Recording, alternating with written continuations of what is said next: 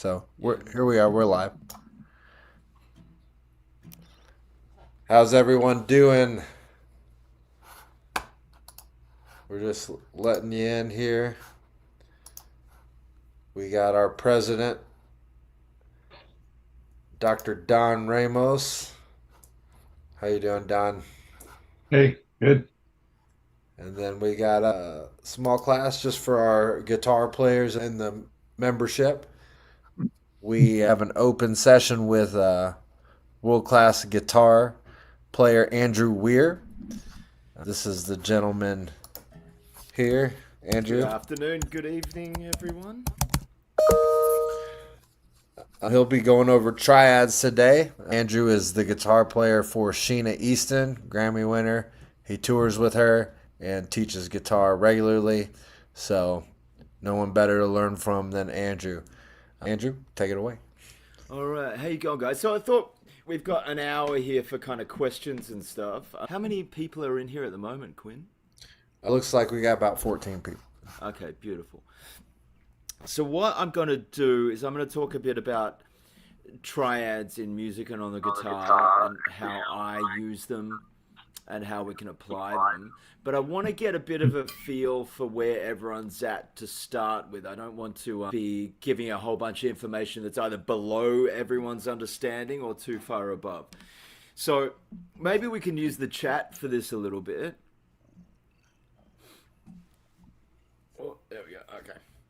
So can I just get a bit of a hands up from everyone in the chat?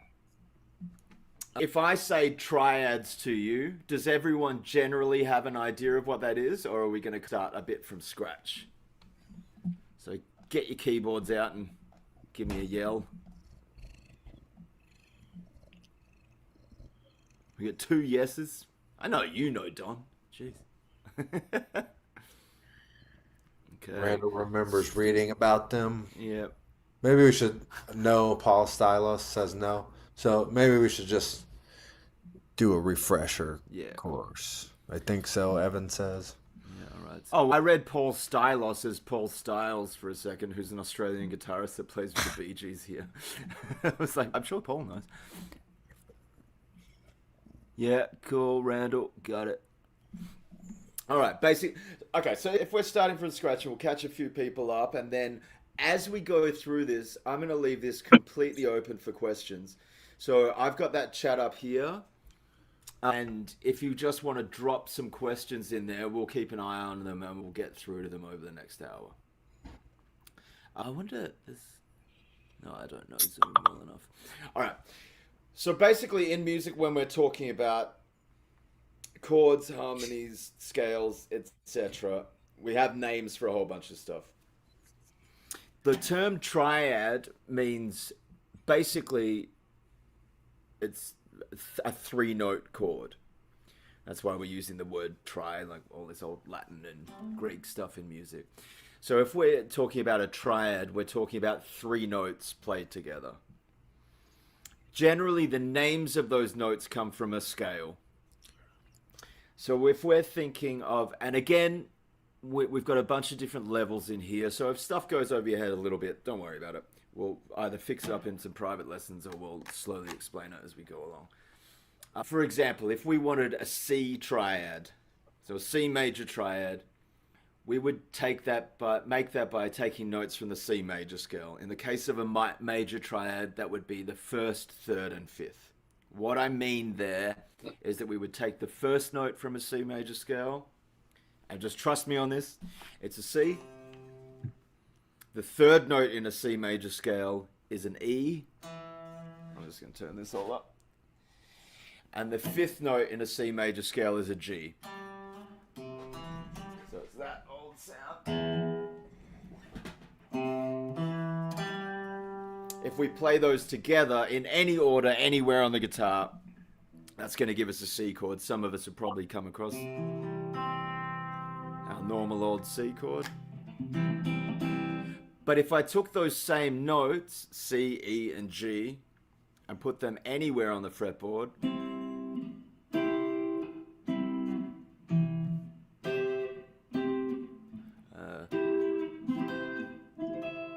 they're all C chords. So when we're saying a C triad or an F triad, G triad, B flat, doesn't matter. It means that we're taking 3 notes from that scale and putting them together. Now that's a vague theory background of what they are. But in terms of most of us playing, if we're playing with other people or playing on gigs and stuff, there's 2 main uses that we have for it. Again, just drop in questions if you need them here, because I will just keep talking like a crazy Australian for hours if you let me. When we play chords, let's take a real simple setting. So if I'm playing Brown Eyed Girl, an old tune, the only 3 chords in the song are G, C, and D. If any of you are familiar with your bar chords yet, that'd be G, C, and D. Now, if I was playing that in a band, like I did, we did this on the other night. We do it every bloody night because everyone wants to hear Brown Eyed Girl for the rest of eternity. The chords in that song, G, C, G, D. So if we were reading that on the page, we might grab our old cowboy chords.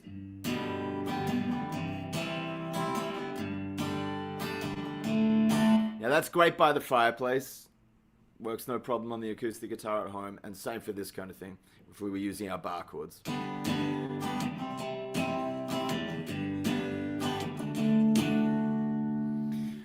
However, if we start playing that in a band context, we're usually going to find that doesn't really work. So the first thing that we can use this idea of triads for that's really applicable straight away, whether you're playing on your own, with a couple of people, or with a whole band, is breaking up the chord shapes that we've got.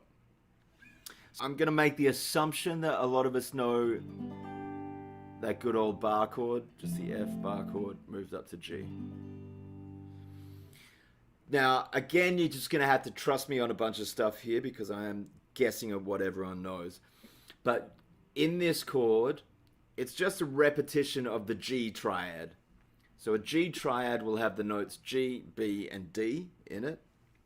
If we sit down and have a look at the notes that are in this full bar chord, we have a G note, a D note, another G note, a B, another D note, and another G on top. And although they're not in the order that I listed, they're all stuck in there together. So we can trust that chord is going to give us a G chord. That's what it is. Now, if I start dropping strings out from that, we're probably still going to have the right amount of notes to play a G chord. So what I'm getting at is that if I'm on stage and playing Brown Eyed Girl or any song that's got a G in it, rather than playing this full thing, I'm going to maybe play just the top 3 strings. Or just the bottom couple of strings. Or a couple of strings from the middle. It doesn't really matter what you choose. Just as a kind of rule of thumb, I'd grab 2 or 3 notes from that chord and I'd play them at the same time instead of the full chord. The reason that we do that is then the information from the chord gets to the listener a little easier. If we're playing in a big band setting and there's drums going on, there's bass, there's a keyboard as well, there's somebody bloody singing, there's maybe a horn section, the PA's horrible, everyone's talking too much. This chord can get lost in the mix a little bit, which I can display to you if I put a little distortion on the guitar. If we hear it now, it's pretty clear when it's clean. If I put some overdrive on, it starts getting a little bit problematic. So what I like to do, especially if I've got an overdriven sound, which I usually do, is instead of playing the whole chord, I'll just grab a bit of it. That starts to become a lot clearer sounding than if I'm doing this guy. I'm going to guess that makes sense to everyone. Can I get a hands up if that makes sense so far? I wish there was a way to just unmute everyone and everyone could just shout at me. We can. Anyone that wants to get unmuted. Yeah, if somebody wants to ask a question, they can ask to unmute, right? Yeah, you Yeah, just yeah, put yeah. the question in the chat, or Cool. we can unmute you if you really want. You can talk to Andrew. So just put it in the chat, people. Thanks. Cool. So it looks like Randall and Evan are getting it so far. So, as an example of what that would sound like, if I do, I don't know why Brown Eyed Girl is in my head today, but it is. So, I'm going to play it. I'm going to play those chords through. I'm going to do the chord progression one time through with the open chords, like everyone knows. Then I'm going to do it one time through with the bar chords. Then what I'm going to do is I'm going to play it with some broken up triads. Now, when I say that broken up triad sounds like some kind of musical catchphrase trick thing, all I'm doing is I'm just being lazy, and instead of playing the whole chord, I'm just playing a couple of strings. So yeah, we'll go through it. I'm going to go through the progression 4 times. I'm going to do it once with open chords, once with bar chords, and then twice with just getting parts out of the chord. What you'll start to see is that the first time through with the open chords will sound like the campfire guitar thing. Bloody perfect, great. Second time through, it's going to sound a little denser and will maybe look more impressive because my hands will move around a bit more. And then the third one, because I'm just using parts of the chords, I'll be able to start making little melodies and things through there. So just look at it. Look out for the difference. Can I just add one quick thing? Yes. One of the reasons why I thought this would be cool to talk about is because advanced players use triads all the time, but beginners, it's way easier to play 3 notes than it is to play an entire bar chord Yeah, when exactly. you just started. So it's actually easier to play triads, and you just learn the shapes. There's a few shapes, right? And then it's just, so anyway, I just thought it'd be cool. Thank you. Yeah, beautiful. So we'll do that, and what I'll do is we'll talk about, just while I'm playing through this, can everyone just put an answer yes or no as to whether they're aware of what I would mean if I was saying root 5 or root 6?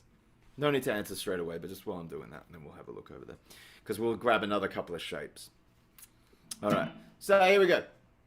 Brown Eyed Girl, all bloody day.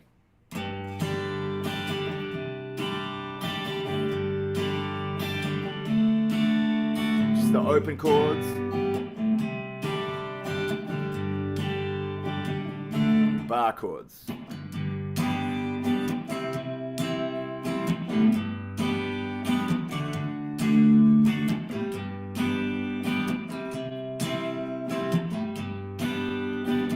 Now I'm going to use the triads, but just the chord progression still. 1, 2, 3, 4.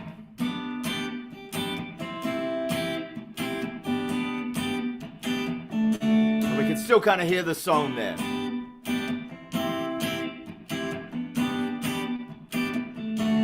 Now I'm going to do the same thing, but I'm going to break it up and move through some different movements with the chords. But I'm still just playing the chords, just doing a little trickier.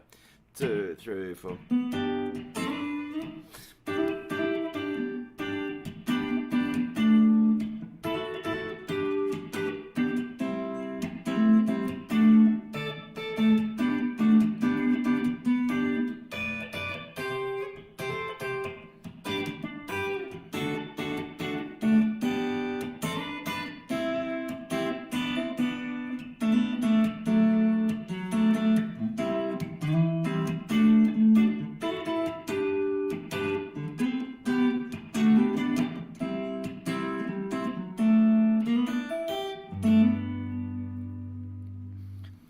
Starts to sound a little more interesting, but aside from me just knowing the shapes that I'm playing, I'm not doing any kind of weird theory or substitution or anything. So let's have a look back here. Did everyone kind of get that? At the very least, they all sound a bit different. I'm just going to have a look back through our answers. Okay, so it looks like we're about 50-50. Miguel and Evan say yes. Yeah. Tristan's got it. Kelly's no. Chris has got it. Yeah, it looks like we're about half and half. Okay. And we've got a bit of an explanation from Tristan here. Great. Oh, welcome aboard, Shanta. If you don't have a guitar yet, you're gonna come down and live with all us idiots? Okay, great.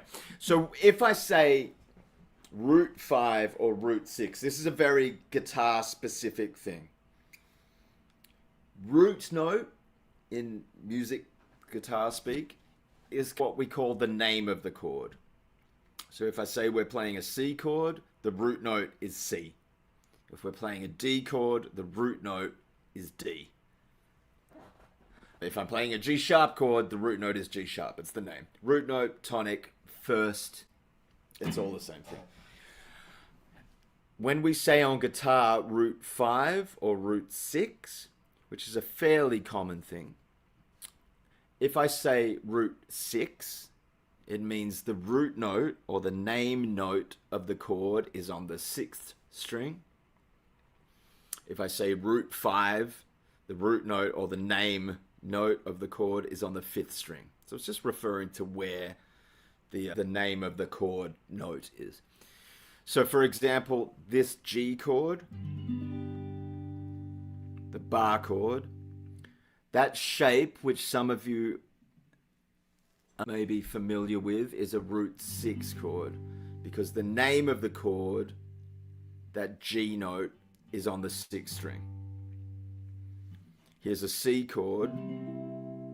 Some of you might have learnt a B chord or a B flat chord. These are root 5 chords, because in this case, the root note, the C note, is on the 5th string. Root 6, root 5. Again, this is not stuff that everyone needs to retain straight away. I'll put some notes in the chat here, and then if you want to Google them later and stuff, that's fine, so check them out as well. But the way that I was doing that last run of chords through, and I've just got a little question here. Oh, who was it? Oh. Yeah, Stephen, string 1 is exactly what Randall said. It's the one closest to the floor, the skinniest one. We're always talking about pitch on the guitar. So the first string is the highest sounding one.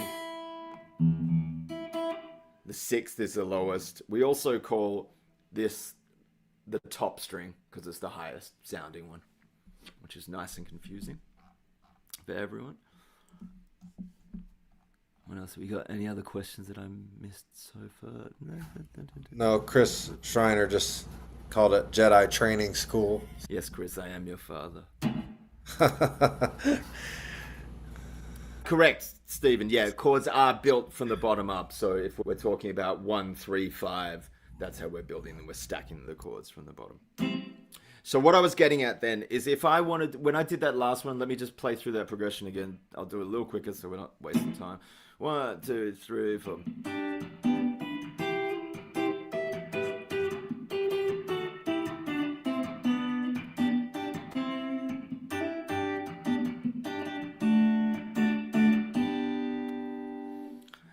Aside from just, I know some chords and I'm just leaving some bits out, what I've done is memorized, rather than these big old bar chords, I've learnt little parts of them. So for example, if we take that G chord, good old guy, or even this one down the bottom, doesn't matter. If I take those first 3 strings, I'm calling that now a root 1 chord, because in this case, the G is on the 1st string. If I'm playing this chord for the C chord, I've memorized that as a root 3 shape. And this is why it's very important for everyone to learn all the notes on your instrument. Because we really start to get lost trying to do this kind of stuff if we don't know where we are. But the underlying rule under everything is whatever chord shape you got, whether it's down here, up here, whatever kind of chord shape, you can just get rid of a few notes. That's totally legitimate to do that. Is that making sense so far? I'm going to send through some shapes and things for this eventually. So what? Let's see if I can just pull up a document for you.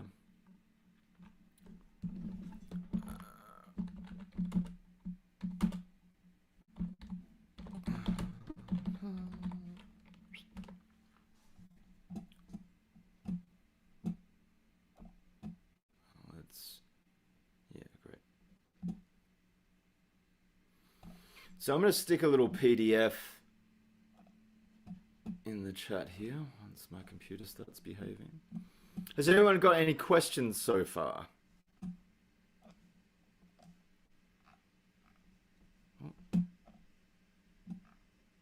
No. And again, if anyone wants to just be unmuted, feel free. Save that. That's the basic way that I think about triads if we're thinking about chords and playing in situations with other people. And really, if you came to see me at a gig on a show, in a theater show or a country band or a rock band or pop or funk or whatever, you would never, ever see me play that chord. It really doesn't work too well for us on stage. It sounds a little funny with overdrive. So if you came to see me on a gig, generally you'll see me just doing 2 or 3 notes at the same time.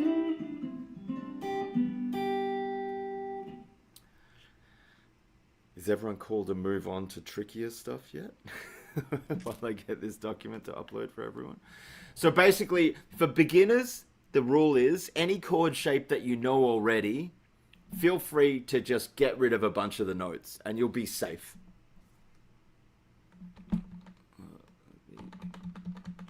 Bloody thing up.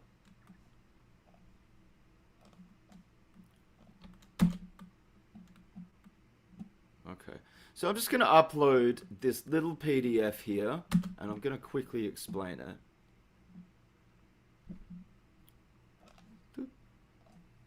Okay, we'll send that through. Okay, so what I've uploaded there is just a little PDF of an example of some major triads. So let's explain that a little further. We'll just open him up. So if anyone has the chance to open that on their phone or computer right now,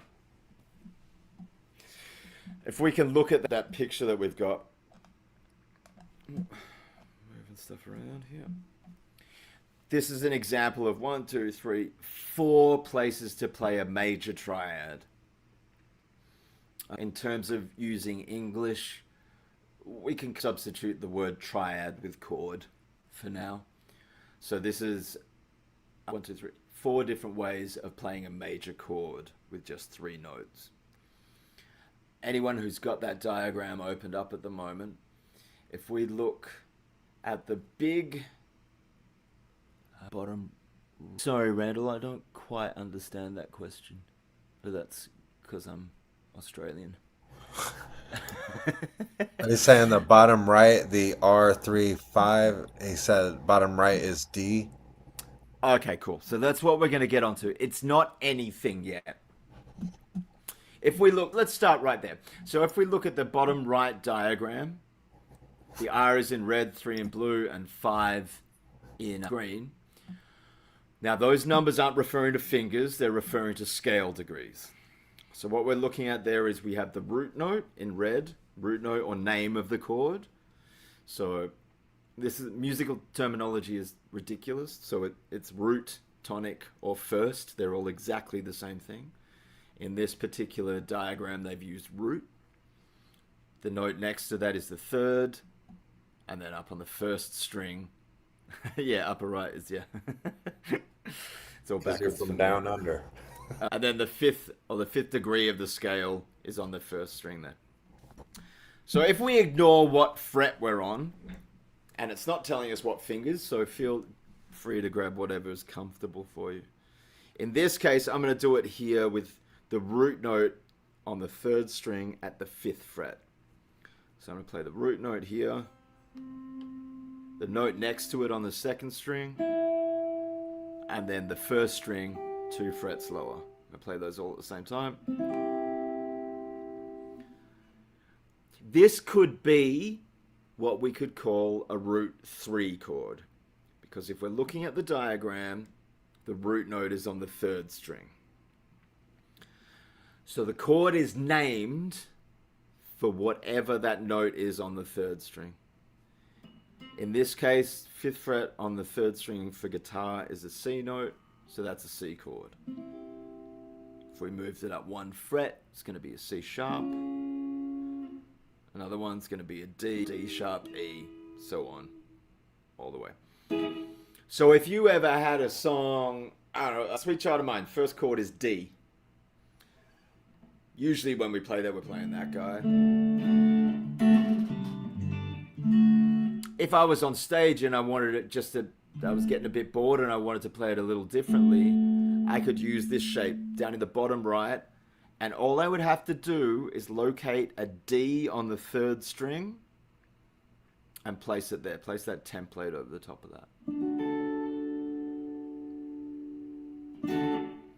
Making sense to anyone? Oh, you know what? Hey, Quinn, do you know how to change my screen so that I have that kind of gallery view of as many people as I can?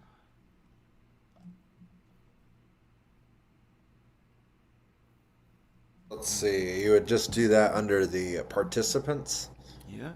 section, and then you can adjust them accordingly, or you can. Oh, sorry. So I can see the video of them. Yeah, do you see the row of videos up on the top of the? Oh, no. Maybe because I'm not a host, I can't do it. Oh, you're a host. Ah, gotcha! Gallery view. Okay, now I can see everyone's beautiful faces Gallery on view, their okay. stopped screens. Okay. Thanks, mate. Okay, cool. So, what... In terms of just playing chords, this is a real rush through of this stuff. But if you... Hey, Chris, you got a beer there? Good work, man. Or is it a whole bottle of wine? That PDF that I just sent through, you could just memorize those shapes. No need to do anything tricky. But you will need to do some investigation as to where the notes are on your guitar. So, for example, if I just pull that up again... I'm looking at that diagram again. So many windows open. For example, if we took the diagram down the bottom, 2nd from the left, and you wanted to play an A chord, you would have to take that shape that is written there and move it on your guitar so that that red note, the R, is on an A note. Now, obviously I can't sit you down and tell you every note on the guitar right now. But if you memorize those 4 shapes, then they'll be available for you to move around the guitar to whatever chord progression you like. And as Don said before, you can see straight away we're only ever playing 3 notes at a time, so it's a little easier than trying to get these bar chords and things. Don't chicken out of learning them, though, because they're important too. But you'll see most guitar players will use these shapes. These aren't beginner's shapes. This is stuff that gets used by everyone that's super useful. So I would really recommend to everyone, if you want to use this kind of way of playing, to memorize those 4 shapes down the bottom and just experiment. If you have a chord, you have a song that you're learning and you've just learnt it down here, see if you can grab some of those shapes and move it around to some other places. And over time, they'll become more comfortable for you and become second nature, so that you can just, instead of playing this G chord, you can play this one instead. All right. Is everyone interested in maybe some of you guys that are a bit more advanced? Let me just read this quick thing from Stephen. Yes, Anne, you should get a guitar. Yeah, that's exactly. If anyone wants to go flip back through the chat there and have a look at what Stephen wrote a couple of minutes ago, that's very useful information.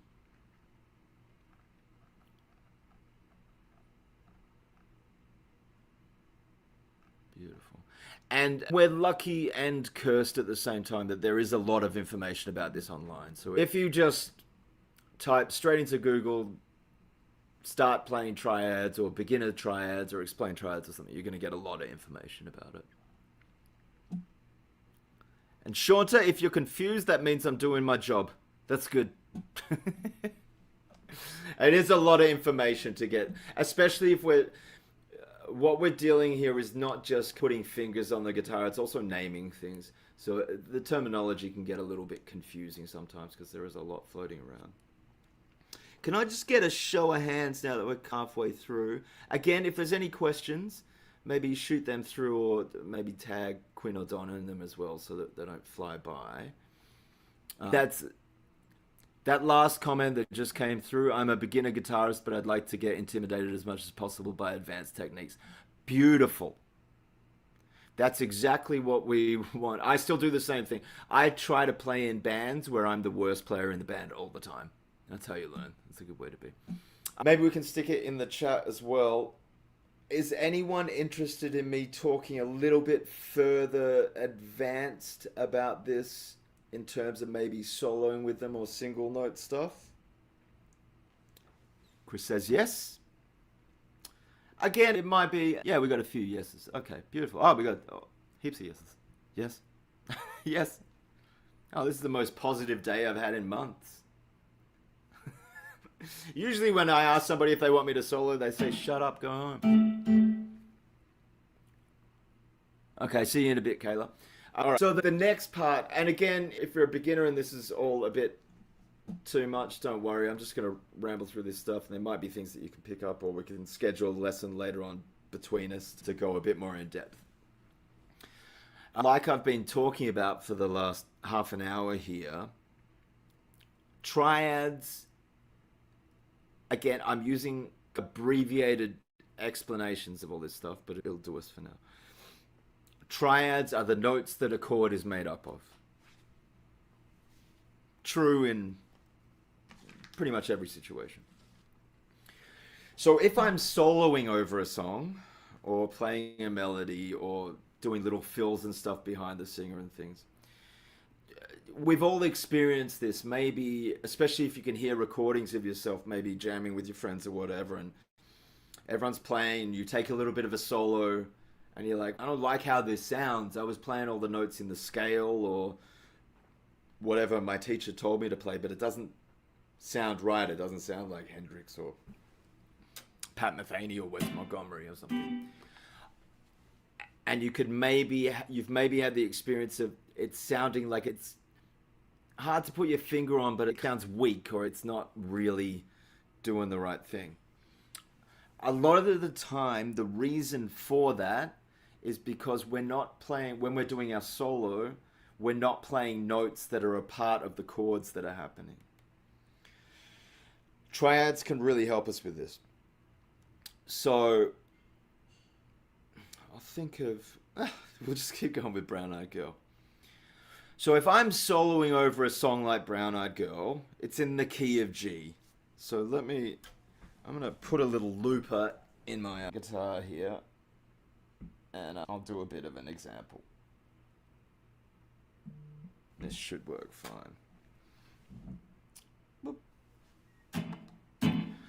Okay, so I'm going to show you how I go between just a normal kind of solo and then into using triads, and then I'm going to try to explain what the advantage of playing those triads is, and hopefully you'll hear it. So let's just put down that chord progression. Yeah, cool. 1, 2, 3, 4.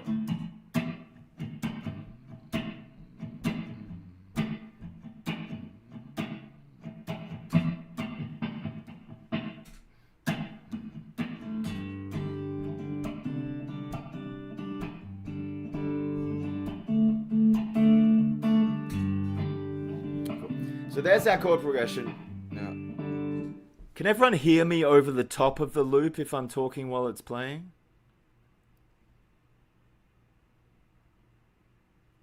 Yes, okay. Cool. So here's that chord progression playing. Now I know, just because I know and it's written at the top of the chart, this song is in the key of G. So if I play any notes in the key of G, we're going to kind of be safe. I got to make it sound cooler though. Okay. So simple G major scale.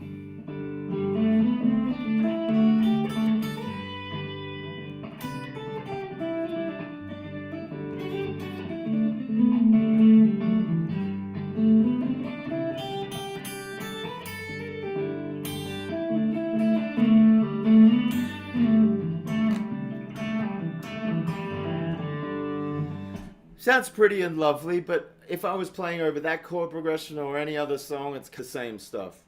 What I can do with triads, and I'm just going to record that a little bit quieter so we can hear it a bit better. If I really want to get inside the song and make things happen, sound a little stronger, sound a little more melodic, what I'm going to start to do is I'm going to focus on notes that are in the chords. And the first way that I'll do that is by using the triads. So let's just record that a little quieter. Cool.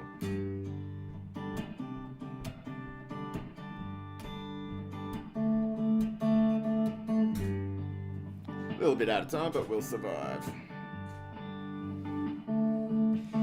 So now, rather than just playing stuff in the G major scale, I'm going to use the triads. So here's a G triad, C, G, D, G, C, G, D.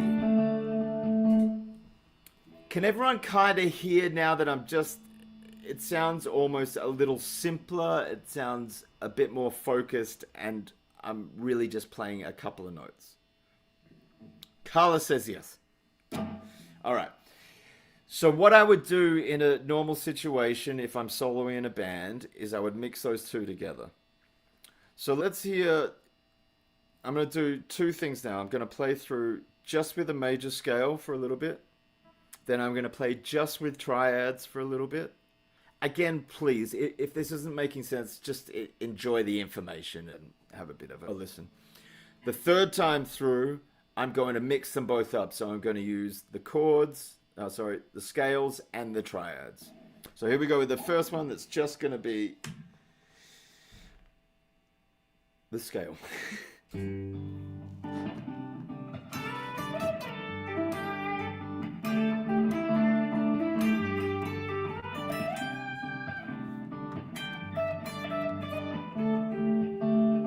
Sounds pretty, nothing wrong. If I want to get inside the song a little bit more, I'm going to start using the triads. So now I'm going to just play triads.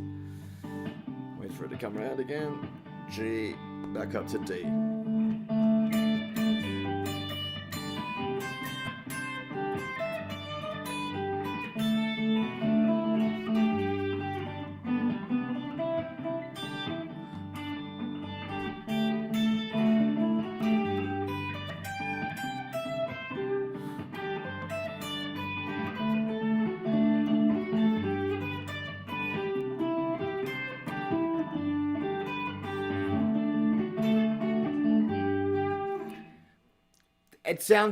It's getting closer to being like a kind of nursery rhyme thing, or like a simple kind of thing that you might hear in an older doo-wop song. Carla, the name of my looper, I just have a looper in the quad cortex that I use, which is the little multi-effects thing. However, like we probably just heard there, this kind of thing.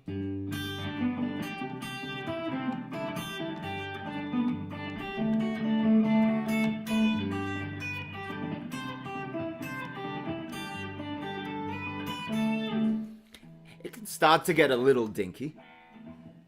So what we usually do is we combine them both. So now I'm going to play through the whole thing again, but I'm going to start swapping between scales and triads. I'm going to yell out to you when I'm doing it so you can maybe hear the difference. And then I'm just going to mash it all up together. And what will happen when I mash it all up together is hopefully that starts to sound like the way that I would play over any chord progression. Okay, let's see what happens. Wish me luck. It's just a scale.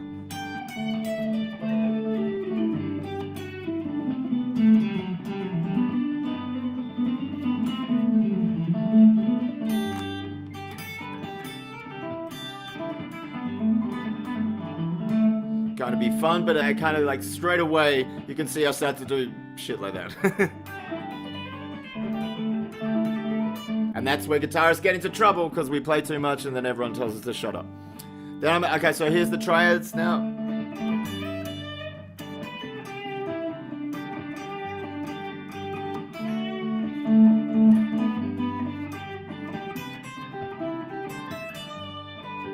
Back to scale. Triads. Scale. Triads.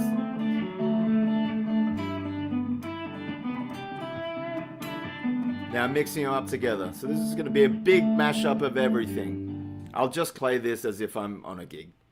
Maybe that last one starts to sound a bit more like I would play on stage. Is everyone feeling okay with what I'm talking about? Nobody needs to understand this stuff completely. Let me just go back through these questions here.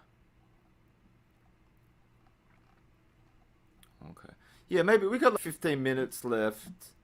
So let's... Hey, can I make a suggestion? Maybe you could just give, so particularly for beginners, what they might practice, maybe three of the shapes, and they would just practice them and try to find a G, C, and a D so they could actually play Brown Eyed Girl using triads. Yes, absolutely. Yeah. So that was the thing before. So the first thing you want to do is that little PDF that I showed you, memorize those shapes.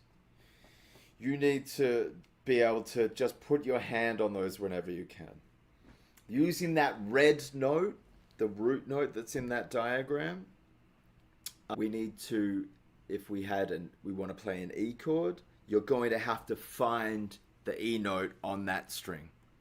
So I would take, your practice should be firstly memorize them completely. You should be able to have at least in your head, even if your fingers can't reach them yet, make sure that you memorize those four shapes.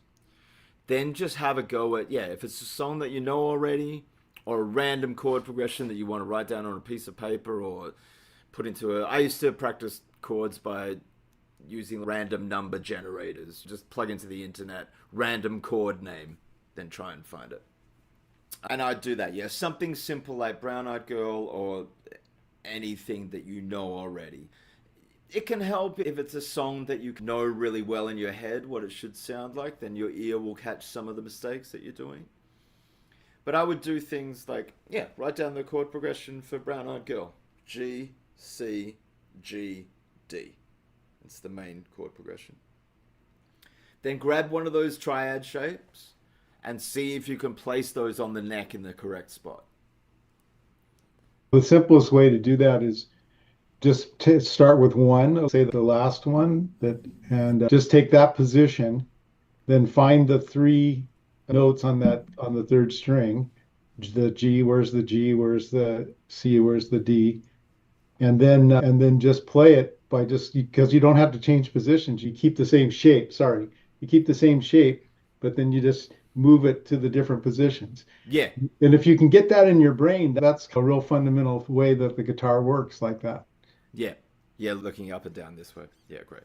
Yeah, so if it was me and this was a thing that I had to learn, I would do exactly that. I would take a chord progression, like a simple one like Brown Eyed Girl, do it all on one string. So that would be something like G, C, G, D.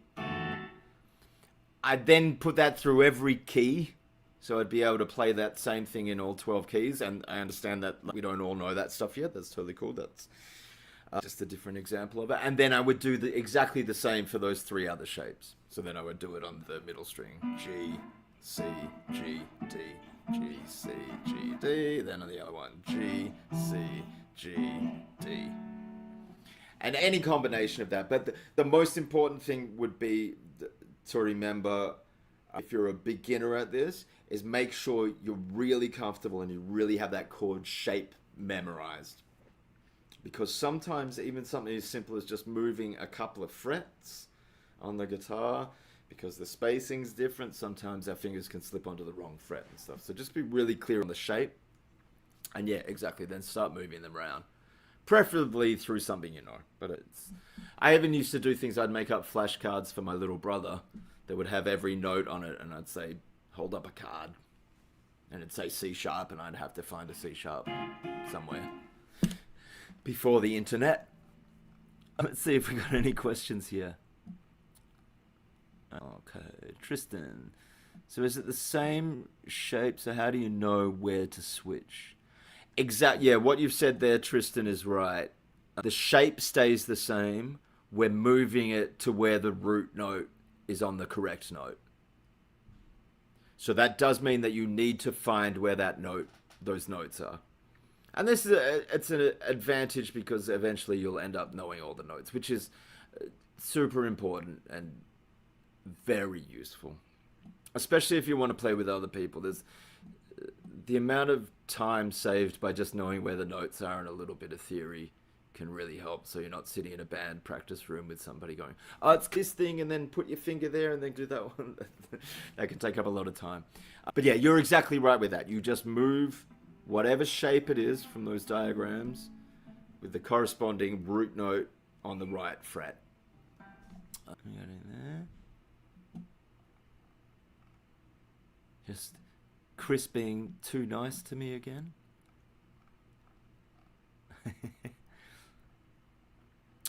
Our Sorry about website. that. There's our web developer here. Oh, cool. Yeah. Or maybe you can fix my website, mate. How long will it take until I play without looking at the strings? 20 minutes. Just don't look at the strings. That sounds conceited, but it's true. The best way... Forgive my silly analogies, but I always remember a thing that one of my swimming teachers, when I was little, I swam. The best training for swimming is swimming. Same thing applies on the guitar. The best way to learn how to not look at the strings is just don't look at them. And it'll sound like shit for a while, and you'll hit the wrong notes, and you'll be in the wrong spot and all that stuff, but eventually you'll get there. Also, another thing to remember with that is don't worry about it. Just look at them. But if you came to see me on a gig, most of the time I'm looking at my guitar. Nobody gets hurt. If you do want to get into big rock poses and jumping all over the stage, it's a good idea to know where to put your fingers. But I would do something for, let's say it was just changing between a D and a C chord. I'm taking a guess. Let's go back here. Just sit down, stick the telly on, stick a podcast on, whatever, and just sit there and swap your fingers between them and try not to look. And if it sounds terrible, fine. Just slowly correct yourself. But honestly, if you don't want to look at the strings, don't look at the strings, and it will help. Just you need to be comfortable with it maybe sounding a bit questionable for a little bit. What are the 4 shapes? Charm. If you just go a bit further back in the chat here, there's a JPEG that I put in with 4 triad shapes. And also charm. Nothing I play sounds that nice. Me too. I hate everything I play. That will never go away. I was sitting here when I was playing that. I was like, oh, that was the wrong note. That's terrible. Shit, that was out of time. Yeah, I think this is worthwhile touching on as well. That feeling of everything I play is horrible. I don't like how I play. I wish I could play like that guy. That never goes away. So just make peace with it. You're allowed to sound. I played in a band last night and I played one song in the wrong key. They didn't even fire me. What else we got? Tristan, do you do one-on-one lessons? Yes, I do. Just hit me up through the Slack thing.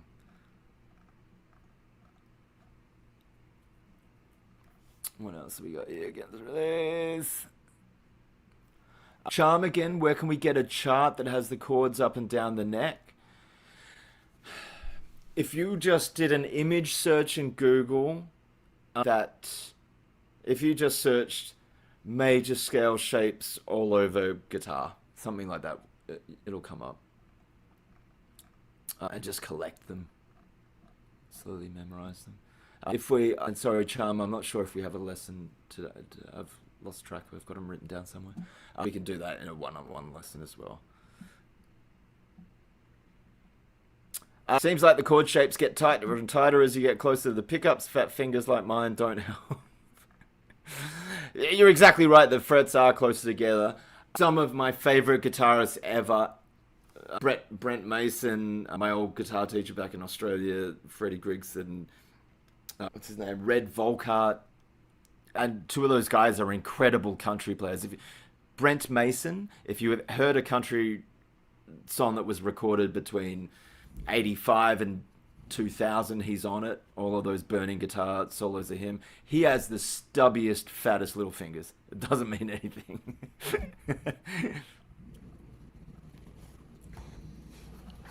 Randall, what does that mean? So we can just come up and play and get a pass when you're playing? It's my Australian English not working out. Ah, there you go, Charm. It just got sent through again. Ugh, there's a whole bunch more. Okay, beautiful. If we were to go, at the very least, maybe this will just give you some stuff to think about. Oh, you want a backstage pass? Man, if I was the boss, I'd give everyone a backstage pass. I'm not in charge of anything. At the very least from today, even if you're just a real beginner, maybe this is just a little thing to pique your interest in using those kinds of things. If you are a bit more advanced and you want to know more of it, let's book in a lesson and we can have a good look at it. Because the other thing that we get into with triads can get really advanced, like improvising with triad pairs or polychords or substituting chords and things, which can get a little bit heady. Yeah, so if anyone here, I know a lot of you are already paying members, Charm, Christopher, but for those of you that aren't, Eddie, Janae, we got all this. Guitar lessons are given to pro members, 1 per month, and elite members, 2 per month. So I'm going to share this link in the chat for you guys if you want to sign up. That interests anyone that isn't in the Slack yet and they want to get into further details. All levels. Andrew can, yes, Shanta, there's the link there. Just pro or elite will get you 1 or 2 lessons with Andrew per month and a bunch of other things. You can see the list of benefits on the columns. But yeah. Yeah, and like Quinn was saying, with the students I've been doing here so far, we've done everything from soloing over chord progressions to learning a C chord. So the whole gamut of stuff. I have a question. Is Oasis, that Wonderwall, is that a really simple... Do you know how to play it? Yeah, I always forget how it goes, but it's here's a tip for everyone. It's in F sharp minor. It's not in E minor. Huh. And what's the... So you need what are those things called? A capo. Yeah, a capo. Yeah, but if you look at it, what's his name? Oh, I forgot his name. Oasis, the dude from Oasis. Yeah, Noel Gallagher. Yes, he is a master. Liam Gallagher. Liam, cool. Yeah, these beautiful things where it's related to what we're talking about today. He's using parts of chords. But he was a genius at just doing... This is the whole song.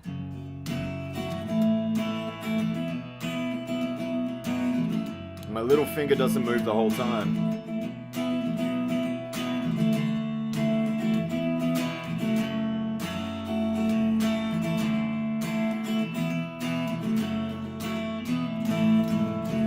Yeah. It's easy when you know it, right? Everything's easy once you know it. Are those triads? Or yes, if they're chords, they're triads. Yes. Okay, yeah. Yeah, and in that particular example, they're all triads with maybe another note added in. Got it. Yeah, the same chords for Zombie as well. That old Cranberries song. Yeah.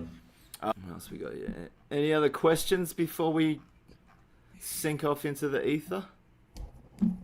I believe. Yeah, I know you have a lesson with Kayla and then Charles Blake right after this. Okay, beautiful. But if anyone else has questions about what Andrew was talking about or about joining, if you need help, we can help you right now. Just put it in the chat. I can unmute you if you wish. Yeah. Any final words, statements? Kayla's back. I think you're getting on a different link. I'll tell Kayla that when she gets in. Okay, yeah, which... It's the link in the Slack channel. Here, I'll send it to you. Okay, beautiful. Don't worry about it. And on that link, Kayla will Beautiful. get in that one. Oh, great, Shanta. I look forward to seeing you. Awesome, yeah. Shanta, go ahead, get in the community. There's a bunch of other stuff, but Andrew will be teaching you guitar, so that's one of the huge benefits of joining. I just put the link in the coaching guitar channel for those of you. For the one-on-one lesson? For Kayla, yeah, sorry. Yeah, okay, cool. It's the one-on-one. I'll jump up there. And then I think, is Charles here? He's got you booked for the one after. Beautiful. And just like it's an undercover brag.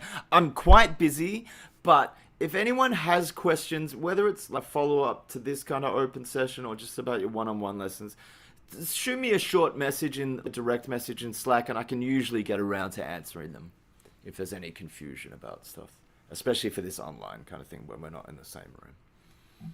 All right, should I jump out of here and then go to that other link? Kayla, yeah, is Kayla here? Let's see. Okay, so Kayla, there's a link for you in Slack. Okay. Yeah, I Yeah, just so- seen that there. I'm joining now on my phone. Cool. Okay, yeah, you hop over there. Andrew's gonna hop on over there with you. I'll be All right. there in 10 with seconds. anyone. Yep. Okay. All right. I think Have I a clicked lovely on the day right and one. I keep hope so. listening to Oasis. Yeah. All right. I All right. I'll see you. want to learn that song. Hit me up. I'll show you. All right. So I'll see you over there, Kayla. Goodbye, everyone. Thank you. I hope I helped a little bit. Bye. Bye. Thank you.